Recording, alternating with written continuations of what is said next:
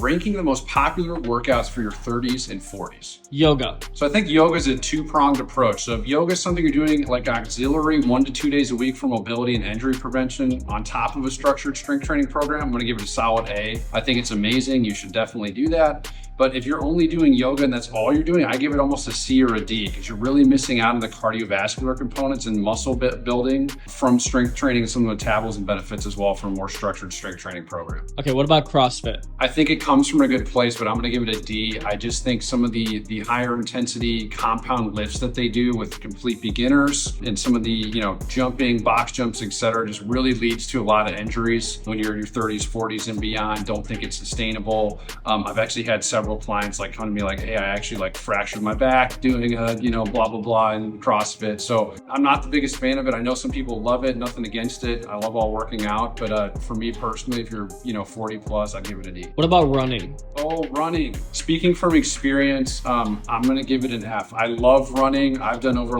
6 Ragnar relays in my lifetime, which are 200-mile relay races with some friends and people from the gym. But it just beats you up if your mechanics are off at all. Knee injuries, hip injuries, plantar fasciitis. Don't think it's super sustainable for most people.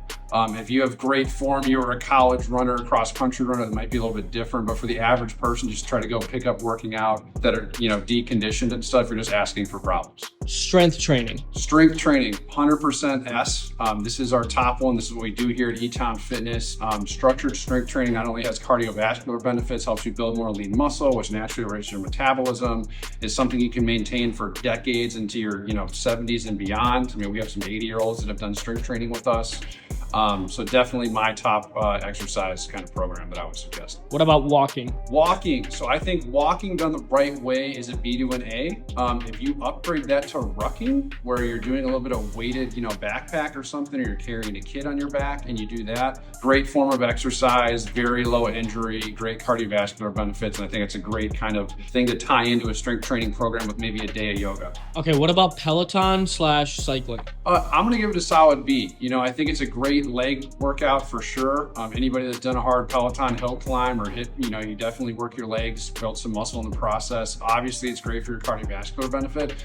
I think just from a working different parts of the body, not the best. So that's why I'm rating it a B. But overall workout, something to maybe mix into your routine, I think it's great. But you just want to, make sure you're obviously hitting more your upper body, shoulders, some other things, mobility as well, and not just bike all the time. You might get some overuse on your